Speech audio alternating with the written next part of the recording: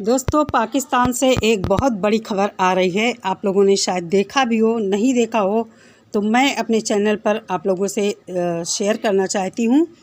तो पाकिस्तान से बहुत बड़ी खबर आ रही है और ये खबर गुलाम हैदर के चारों बच्चों के हवाले से आ रही है। इस पर भी हम बात करेंगे। अब पाकिस्तान सरकार से भी गुलाम हैदर को इंसाफ मिल सकेगा, ऐसी हमें उम्मीद लग रही है, क्योंकि अब पाकिस्तान विदेश मंत्रालय भी इस केस में एक्टिव हो गया है। सीमा गुलाम हैदर केस में हम आप सब लोग यही चाहते हैं कि गुलाम हैदर के बच्चे गुलाम हैदर को मिल जाएं, उसे सकुशल सौंप दिए जाएं। अब इसमें पाकिस्तान सरकार भी इन्वॉल्व हो गई है। क्या है पूरा माजरा, आप लोगों से मैं पूरी बात करूंगी। नमस्कार दोस्तों, स्वागत है आप सभी का मेरे चैनल ख्वाहिशे BMU में। कैसे हैं आप सभी? उम्मीद करती हूँ सभी लोग बहुत अच्छे होंगे, मैं भी अच्छी हूँ। आज मैं गुलाम हैदर के बच्चों के बारे में आप लोगों से बात करने वाली हूँ।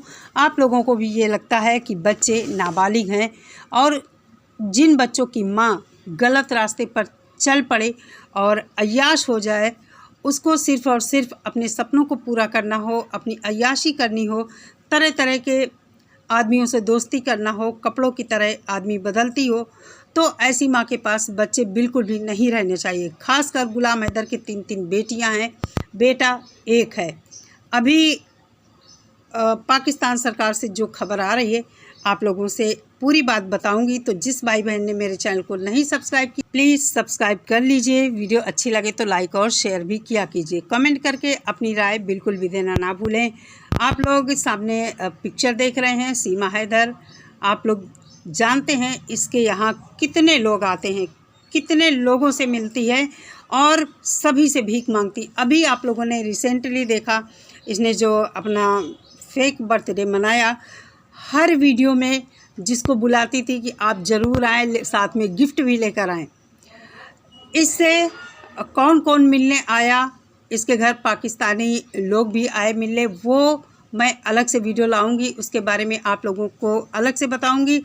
फ़िलहाल आप लोगों को बताती हूँ कि पाकिस्तान की ARY न्यूज़ की रिपोर्ट में दावा किया गया है कि पाकिस्तान सरकार ने भारत सरकार से रिक्वेस्ट की है, अपील की है कि गुलाम हैदर के चारों बच्चों को सकुशल पाकिस्तान भेज दिया जाए। ARY न्यूज़ के हवाले से ये खबर है कि पाकिस्तान बाल अधिकार निकाय ने गुलाम हैदर के चारों बच्चों को लेकर एक याचिका दायर की है। ARY न्यूज़ में दावा किया गया है कि गुलाम हैदर के चारों बच्चे नाबालिग हैं और एयरपोर्ट से उनका अपहरण करके दुबई, शारजाह होते हुए नेपाल के रास्ते अवैध तरीके से भारत में अपहरण करके ले जाया गया है। इसलिए पाकिस्तान सरकार ने भारत सरकार से अपील की है कि गुलाम हैदर के चारों बच्चों को सकुशल पाकिस्तान डिपोर्ट कर दिया जाए। दोस्तों, होना भी यही चाहिए कि जैसा मैंने कहा ना कि जिन बच्चों की माँ अय्याश निकल जाए, उसको सिर्फ़ और सिर्फ अपनी फ़िक्र हो, उन बच्चों को उसके बाप को ही सौंप दिया जाए। अगर बाप भी लायक ना हो तो किसी रिश्तेदार भी अगर कोई ना लेना चाहें तो किसी NGO को बच्चे सौंप दिए जाएं, बाल सुधार गृह में बच्चों को रख दिया जाए। अब दुख की बात यह है कि इन बच्चों का फ्यूचर क्या होगा। सीमा हैदर ने इतना गलत काम किया है कि ये 3 देशों की अपराधी है। अब पाकिस्तान सरकार भी इसमें इन्वॉल्व हो गई है। ये भारत की अपराधी है, पाकिस्तान की अपराधी है, नेपाल की अपराधी हो गई। जैसा कि आप लोग जानते हैं, मोमिन सर ने नेपाल में भी इसके खिलाफ कई कानूनी प्रक्रियाएं कर दी हैं। वहाँ के होटल मालिक को भी इसने बरगलाया। ये झूठ बोलती है कि होटल मालिक ने हमसे कोई प्रूफ नहीं मांगे, मेरा नाम भी नहीं पूछा। आप लोग बताइए, आखिर होटल में उनके रजिस्टर है तो किस लिए है? इन लोगों ने अपना फेक नाम वहाँ पर लिखवाया था और फेक तरीके से ही ये इधर उधर घूमते थे। इन लोगों ने अपने को तराई क्षेत्र का, नेपाल का ही रहने वाला वहाँ बताया था। बात है सिर्फ इतनी, ये भगोड़ी यहाँ रहे, यहाँ से कहीं भी जाए, पहले तो इसको जेल ही जाना होगा, भारत सरकार की जेल में, लेकिन अब इसमें नेपाल सरकार भी इन्वॉल्व है तो इसको नेपाल की जेल में भी जाना होगा। जैसा कि मोमिन सर ने बताया कि वहाँ तो इसको आजीवन कारावास भी हो सकता है। नेपाल के कानून बड़े ही कड़े कानून हैं।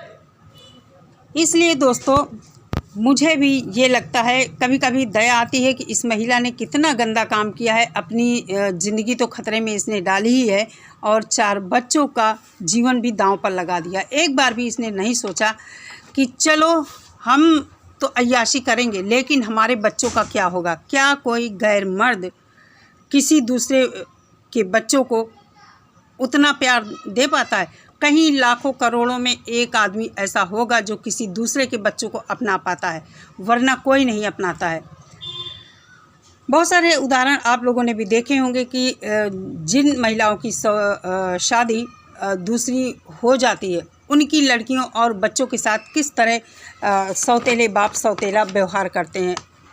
उसी तरह अगर सौतेली माएँ होती हैं तो माएँ भी अपने बच्चों के साथ सौतेला व्यवहार करती हैं। मैंने कहा ना कि हज़ारों लाखों में एक आधा ऐसा सौतेला माँ बाप होगा जो दूसरे के बच्चों को एक्सेप्ट कर पाता है। इसलिए भगोड़ी माँ को जेल में डाला जाए। और ये हमारे देश की तो अपराधी है ही, साथ ही साथ नेपाल और पाकिस्तान की भी गुनहगार है।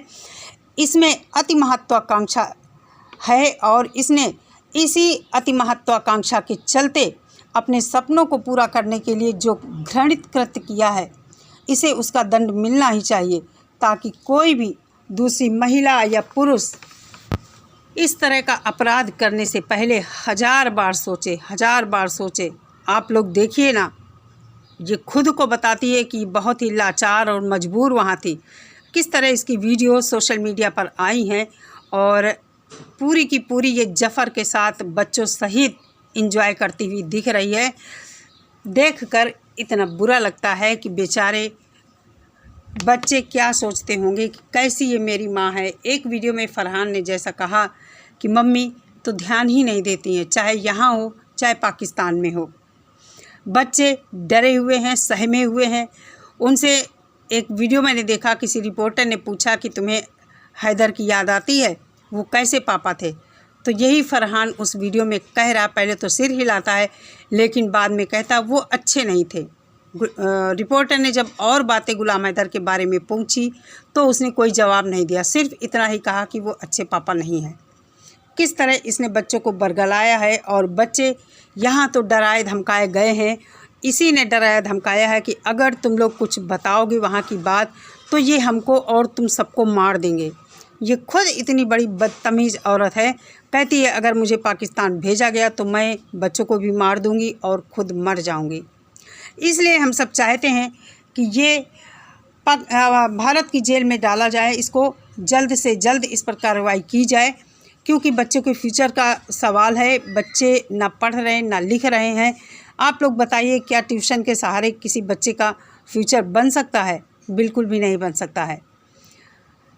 चलिए दोस्तों, देखते हैं इस केस में क्या होता है। अब तो केस दर्ज हो गया है, जो भी होगा सब कुछ कानून के हवाले से होगा। और आप लोग जानते हैं कानूनी प्रक्रिया में टाइम लगता है।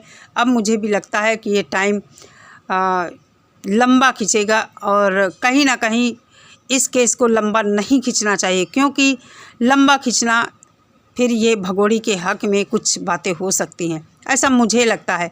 लेकिन हम सब मोमिन सर की कार्रवाई से आश्वस्त हैं। वो इतनी मेहनत कर रहे हैं, वो भी चाहते हैं कि जल्द से जल्द गुलाम हैदर के बच्चों को उसके पास तक सुरक्षित पहुंचा दिया जाए। दूसरी बात, मोमिन सर ने बताया कि वो जो काम कर रहे हैं कानून के तहत, तो गुलाम हैदर के वीज़े में उसको भारत आने की प्रक्रिया में थोड़ा सा रद्दोबदल किया गया है। बाकी जो 10 तारीख को डेट थी कोर्ट में, उसमें मोमिन सर ने अगली तारीख ले ली है।